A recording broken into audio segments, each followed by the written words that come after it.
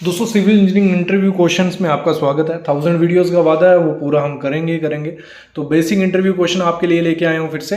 तो जो सबसे पहला इंटरव्यू क्वेश्चन है, तो डेंसिटी आपसे पूछी जा सकती है। किसी भी इंटरव्यू में जाओगे आप, वो डेंसिटी अगर बाई चांस नहीं भी पूछी, आपके काम ज़रूर आने वाली है डेंसिटी, जिसकी हेल्प से आप एस्टिमेशन करते हो, बिलिंग होती है, प्लानिंग, हर चीज़ में डेंसिटी मेरे ख्याल में काम आती है। वेट ऑफ ब्रिक, जो डेंसिटी हम बोलते हैं, मतलब एक वेट होता है, एक पर क्यूबिक मीटर के हिसाब से वो वेट किया जाता है।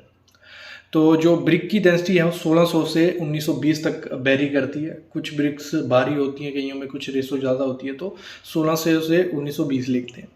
ब्लॉक वर्क जो रहता है उसकी डेंसिटी कितनी होती है? 1920।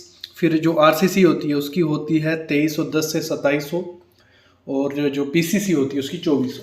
तो ये बेसिक होगी, और स्टील की होती है 7850। तो ये बेसिक आपके लिए मैं बताती हूँ, बाकी आप पढ़ सकते हो जाके।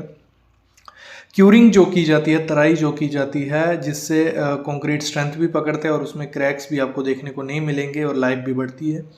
तो सुपर सल्फेट सीमेंट जो रहता है, जो एसएससी सीमेंट आपने सुना होगा, उसकी 7 दिन तक क्यूरिंग की जाती है।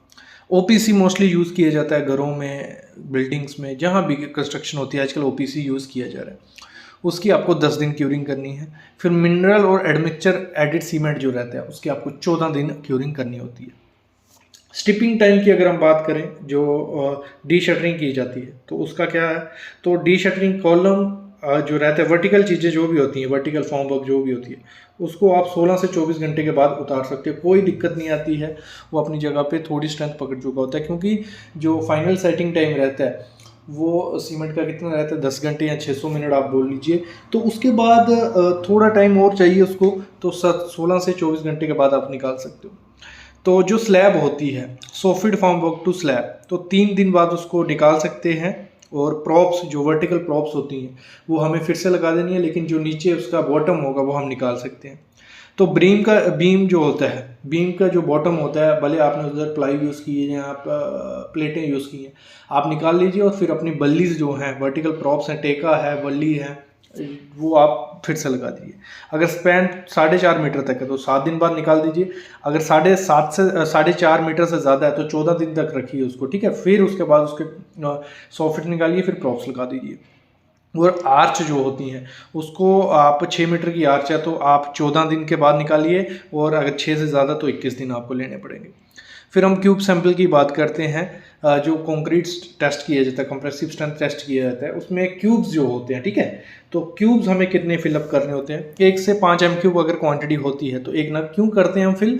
इसलिए कि हम टेस्ट कर सकें उसका 14 दिन पे, 28 दिन के भी उसकी वो जो कंक्रीट बना है वो सही है, उसकी स्ट्रेंथ उतनी आ रही है जितनी चाहिए, इसलिए हम क्या वो करते हैं। फिर 6 से 15 एम क्यूब हो जाता है 2 नग। 1 नग क्या होगा? 6 क्यूब होते हैं, ठीक है। 3 क्यूब आप 14 दिन पे टेस्ट करिए या 7 दिन पे, और 3 आप 28 दिन पे करिए। ये होता है एक सेट, 1 नग। फिर 2 नग कितने हो गए? 12। फिर 16 से 30 एम क्यूब है तो 3 नग, 3 इंटू 16, 18, ठीक है। और 31 से 50 एम क्यूब है तो 4 नग आप करिए। तो 50 जैसे 100 हो गया, फिर आपको एक एक सैंपल बढ़ाते जाना है। क्लियर? तो ये हो गया बेसिक। आज इतना ही हम पढ़ते हैं, थोड़ा थोड़ा आपके लिए मैं लाता रहूँगा। अभी मैं कंटिन्यू आपके लिए लाऊंगा, भले आपको एक इंटरव्यू क्वेश्चन बताऊंगा, लेकिन कंटिन्यू आपके लिए लाने वाला हूँ। आप चैनल को सब्सक्राइब करके रखो, और प्रैक्टिकल नॉलेज के लिए सिविल साइट विजिट चैनल है। Thank you guys.